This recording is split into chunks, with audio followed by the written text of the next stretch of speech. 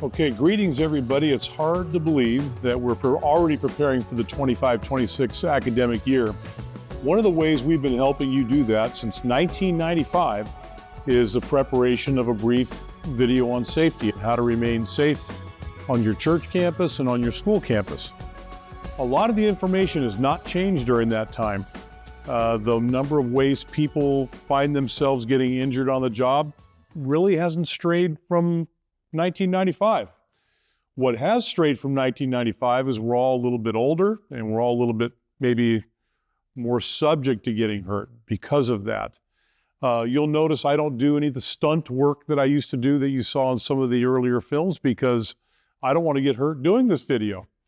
But I think you'll find this to be informative. I think you'll find some of it to be humorous, but I would like you to take it seriously. The issue of avoiding injuries in the workplace is a very serious issue for you and for your ministry. So sit back, enjoy, relax, 30 to 35 minutes, and you'll be well informed and be well equipped to start the school year with the type of mindset that it takes to be injury-free.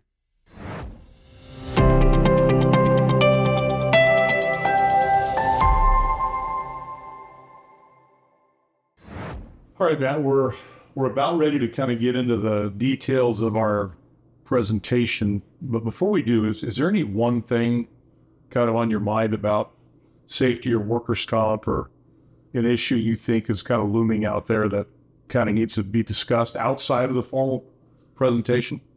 Well, there's always many things within workers' comp that can be discussed, but fine-tuning our programs is one area. Okay. And an area to do that would be seeking advice proactively. Yep. When planning a large event or activity, particularly that involves staff. Right.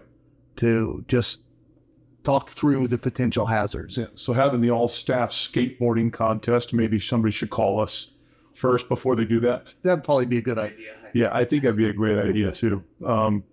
Yeah, I would definitely agree with you. I would like to see our clients contact us more often proactively before putting the staff in harm's way, so to speak. Nobody ever thinks they're putting them in harm's way, but sometimes, there's some interesting, fun stuff out there that our schools and churches would like to do. And, we have to kind of explain to them the risks of that ahead of time. Okay, so these are 10, I think they're pretty non-negotiable activities staff should never be involved in. And this is going to bum a lot of you out there that are watching today, but here's kind of how it goes. I get a phone call. Hey, Ken. Yeah, hey, good. How you doing? Okay.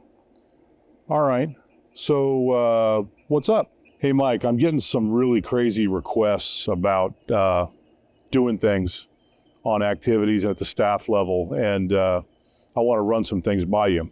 Okay, well, do you want me to say no? I like saying no. It lowers their enthusiasm.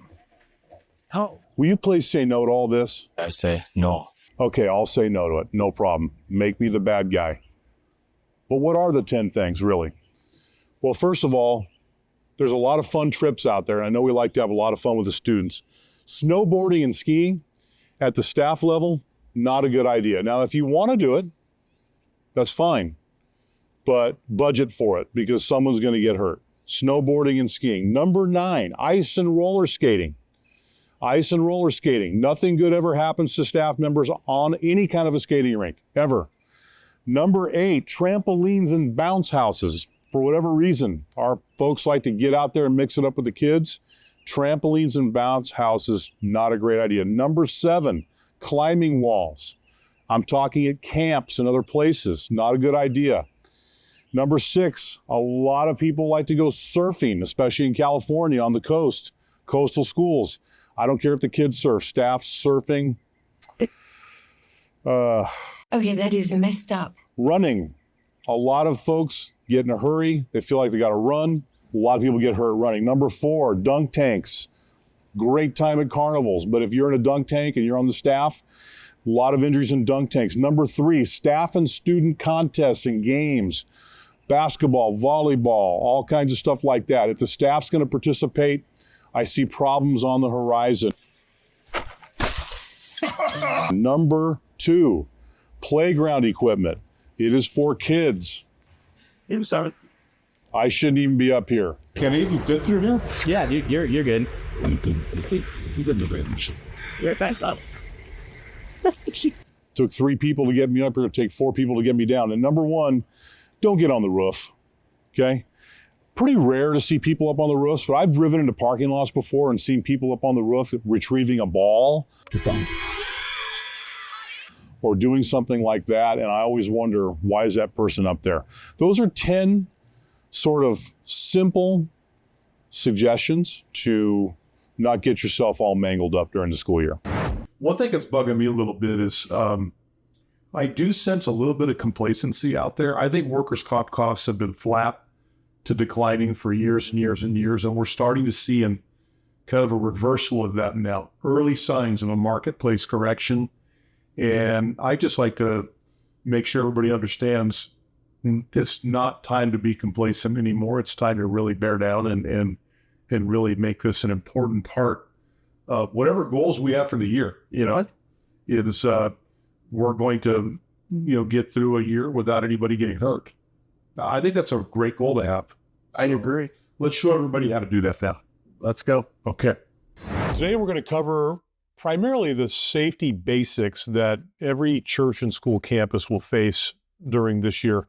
Slips, trips, and falls, and safe lifting being the predominant originator of workplace accidents and injuries. The law does require we talk about heat illness, so we're going to do that. And then we will conclude with a few words about best practices. The reason we're here today is because we want to have an injury-free year. And to do that, you've got to make it a goal. Why? Well, because it's about all of our physical well-being. Focusing on safety can help save you a lifetime of pain and discomfort. We need you at work. Our mission depends on your ability to perform your job duties. And last but not least, our financial viability. Workers' compensation insurance rates and costs are based on our claims history and what we spend on claims. So if we don't have many claims or have no claims, our workers' compensation costs reflect that. There are financial reasons for caring. I mean, you know what happens when a church or a school gets a slew of injuries. I mean, how long is that hangover financially for that ministry? It's going to be a 4-year run. Right. A direct financial impact. Right. On the bottom line. Right. So, I mean, if you have these run of claims, it happens to the best. Okay. But the workers' comp system is such that you're funding your own losses over time. So if you have a lot of them over the next several years, you're going to feel that in your budgets. That then it becomes a stewardship issue. What are we doing with God's money? How are we using God's resources for His kingdom? And at the end of the day, safety is a stewardship issue. It's an issue that you can control with your own decisions. And I'll say this too, man. I mean, I don't know about you, but I feel like if people would just proceed without being in such a hurry all the time, or slow down and make wise judgments, we would see injuries plummet. I think you're right. And also, let's set the financial side and impact aside. Let's look at it from a personal well-being side. Right. Much rather see people go home safe than be injured. Yes. We expect some injuries. It's the nature of what we do. We can't remove all of the injuries, but we can manage risk and reduce them so more people are going home as they came to work. Yeah.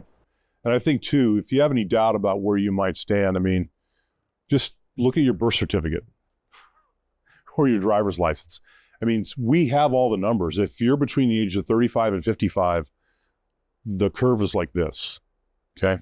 And I think that's science, because our bodies start to be a little different in our mid-30s. That is absolutely true, and that's across all industries. It is. And then I think we see the injuries start to level off a little bit when people turn 55 or 60. And it's been said that maybe that's because they finally have some wisdom. I agree. Yeah. What to do if you're injured at work? Please report all injuries to the appropriate person at your school immediately. We want you to get on the road to healing as quickly as possible. We also want to correct the condition that led to the injury to protect others. What you can expect once the claim is reported: you will be directed to the medical provider that is approved by our workers' compensation program. Our workers' compensation team will guide you through the process and make sure you receive proper care and benefits. Don't be afraid to ask questions. Keep all your medical appointments and follow doctor's orders. Keep in touch with your human resources representative. We want to know how you're doing. So I think we really need to have a big conversation about slips, trips, and falls, because this is the most frequent type of injury that we see. Oftentimes the cause is slippery or uneven walking surfaces, changes in those surfaces, changes in level, surface protrusions, or depressions. These are things we have to watch out for on our campuses. What you're seeing here is kind of an illustration of a real housekeeping issue. Housekeeping and poor housekeeping and maintenance is a big cause of why people fall down and get hurt on the job. So having a cluttered and disorderly work area, improper storage of tools and equipment, spills on the floor, extension cords, conduits, cables, hoses, these are all causes of tripping and falling. Even drawers left open for someone to trip over. We've seen that happen. Floor mats, carpets, stairs and ramps with loose or missing handrails. And finally, inadequate lighting. Okay, it's pretty typical for us to see situations like this around a teacher workspace. It's nothing bad, but we just need to be really aware that when we have the inevitable bundle of cords around where a teacher's primarily operating, that we've got to take extra precautions. I would recommend having some kind of a strip across here so that the chance for the chair or someone's feet to be tangled up in the cord becomes a little less likely. This is the way to do things. This is in another area of the same building. So this is what we would recommend when you absolutely have to have cords from the wall in between you and your work area, right here. You know, you don't have to be a safety engineer to participate in self-inspection on your campus. Take a look at this, for example. This is the natural transition between classrooms. This stuff is put away perfectly. It's just fine. There's nothing to report here. But if you kind of look back over my shoulder, you can kind of get into the hallway, and you can see that a couple of items have been left out. Now, these are the kind of issues you're going to want to do something about if you see them.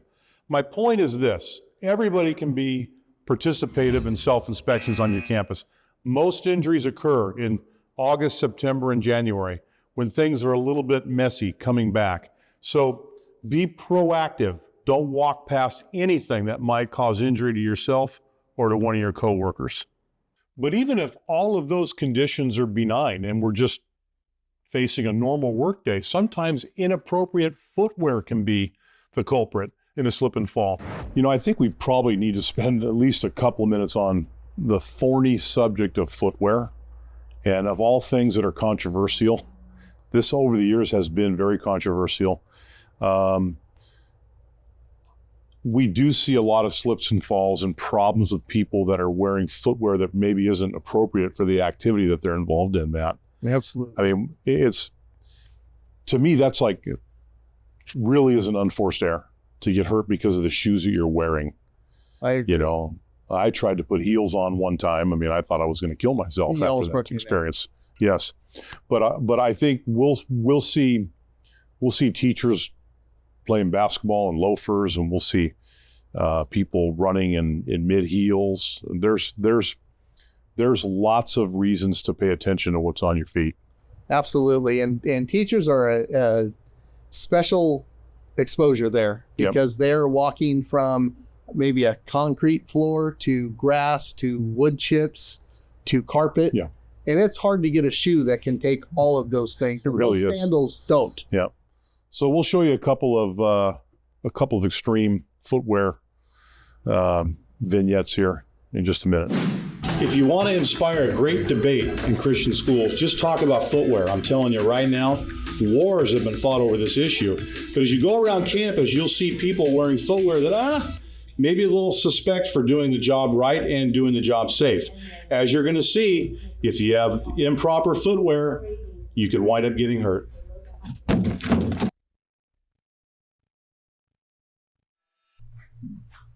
No. I don't think I can do it without holding on in these shoes. So Amy, so this is the thing. Amy can't even get down one step in these high heels. And we got people going up and down stairs in high heels all the time carrying stuff.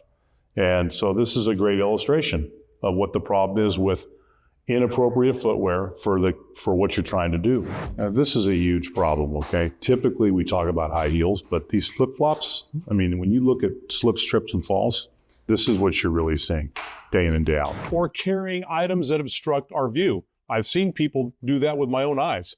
Rushing to complete work is also a cause of many trips and falls and serious injuries. But not to be outdone, staring at cell phones while walking has emerged over the past several years as a big reason why people get hurt on the job, even walking in from the parking lot. I think to kind of wrap up the discussion on slips and falls, we really should talk about people that go up and down stairs not holding the railings, taking shortcuts where there is no really any ground to walk on, jumping, risk-taking on ladders, using unsafe things to reach outside of a ladder, maybe standing on a chair or a desk, horseplay, some of the fun and games that we have as a staff at times, if we're not careful or we don't think it through ahead of time, is a big problem. And yes, I'm going to say it again, staring at cell phones. The police chief is taking on what scientists call inattention blindness. Despite the modern romance with multitasking, the reality is the human brain evolved to do only one thing at a time.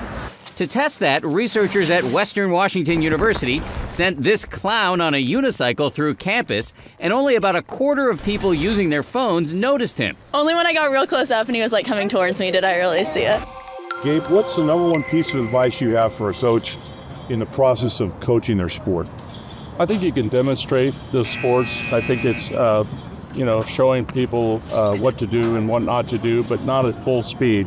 When we have coaches doing full speed demonstration of a particular move with the particular sport they're at, that's when we get into trouble. Okay, how about you, Reggie? What do you think? Well, the only thing I can think of is that, in your head, you're 18, but physically you're not 18 anymore. So just remember that. Exactly. Matt, what kind of claims are we seeing out there injury-wise with coaches? We've had torn ACLs. We've seen ruptured Achilles tendons. We've seen torn rotator cuffs.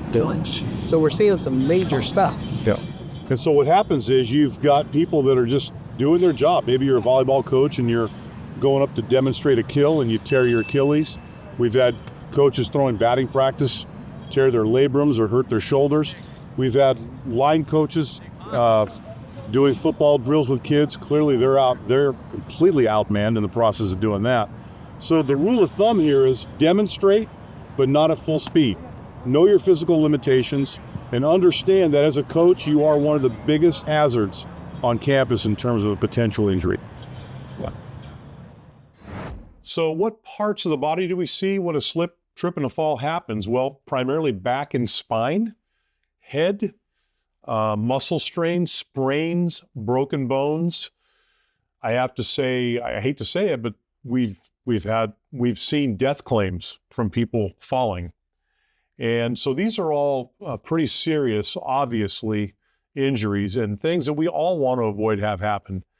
I think the purpose of us conveying this information and showing you illustrations of what people do is so that you don't become one of these statistics. Again, slips, trips, and falls, the most frequent injury in every workplace, including churches and schools. I would be remiss to not mention housekeeping, recognizing the importance of housekeeping, understanding the risks of poor housekeeping, taking responsibility for each other's well-being in the process of identifying slip and trip hazards that happen because we leave things out in the open. I mentioned some of them earlier, but one of the big ones in a school is backpacks. But we also see this happening out on playgrounds where balls and equipment and things like that are left out in the open and people don't see them. Everybody really has to take ownership and take responsibility for good housekeeping in order to protect yourself and to protect the people that you work with. So if we're going to eliminate trip hazards, we're going to have to put things away. We're going to have to keep walkways and stairways clear.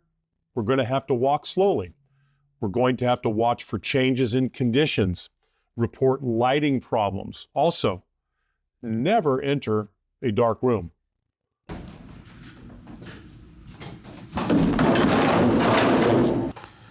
All right, if you've ever seen the Allstate commercials featuring mayhem, this is it. Why are we sitting in a dark room doing anything? Well, because from time to time, some of you walk into dark rooms and try to navigate your way across the room, and inevitably something like this happens. There's a light switch right next to the door. And guess what? Did you know you're all carrying a flashlight? Right here, flashlight. Every single phone has a flashlight. So folks, let's not commit unforced errors. Use light when you walk into a room. And finally, and I know it's been a long list and maybe some duplicate information, but if you're going to prevent slips, trips, and falls outdoors, we have to avoid walking and talking. We have to watch for changes in level, wear proper footwear, slow down, and report hazardous conditions. We don't have a lot of slides on safe lifting, but back injuries are not the most common injury on a campus, but oftentimes they are the most severe injury on a campus.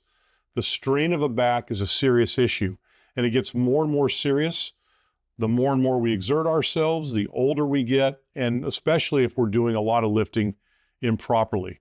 This simple illustration, 8 steps to properly lift, 8 steps to be safe in lifting, is all you really need to know.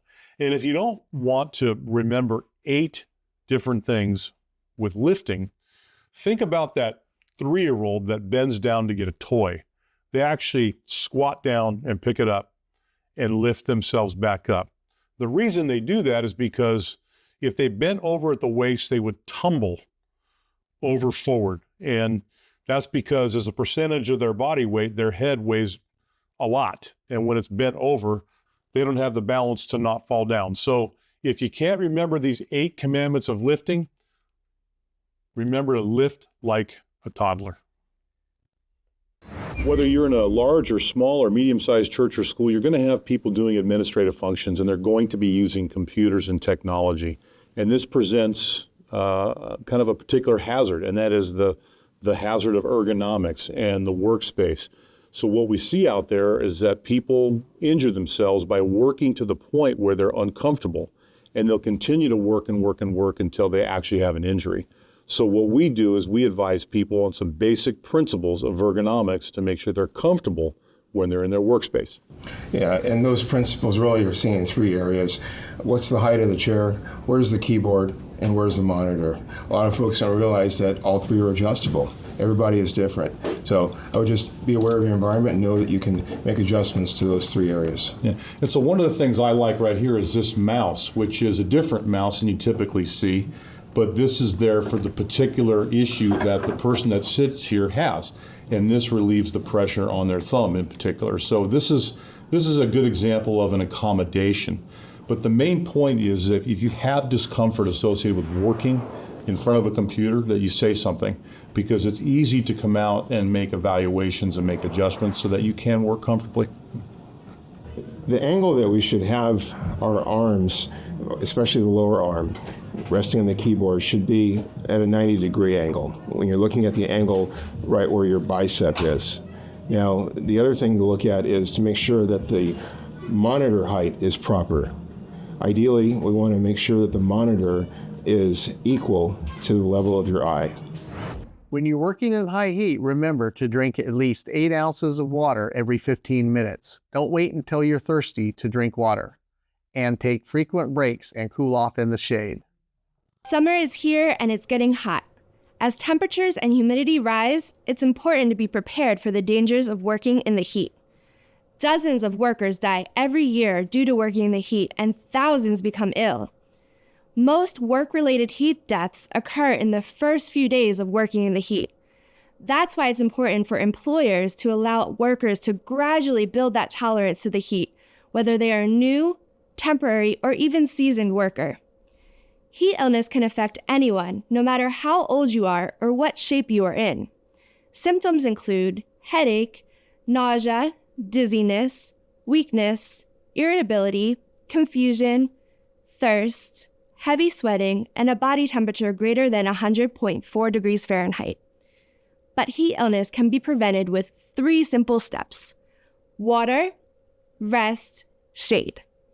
Drink water every 15 minutes, even if you're not thirsty. Rest in the shade to cool down. Wear a hat and light-colored clothing. Workers can stay safe and healthy if we watch out for their health and remember 3 simple words: water, rest, and shade. Taking these precautions can mean the difference between life and death. Well, I hope you've enjoyed the information that you've just seen. You know, we have a lot of resources where we can help you in your journey to maintain a safe workplace. Myself, Mike Der Manouel Jr., and Matt Havens are on call to take your questions and to provide you with anything that you need to further train your staff throughout the year, or just simply to gain knowledge about how to avoid workplace injuries. So our contact information is on the screen, and just get a hold of us if you need anything. Thank you.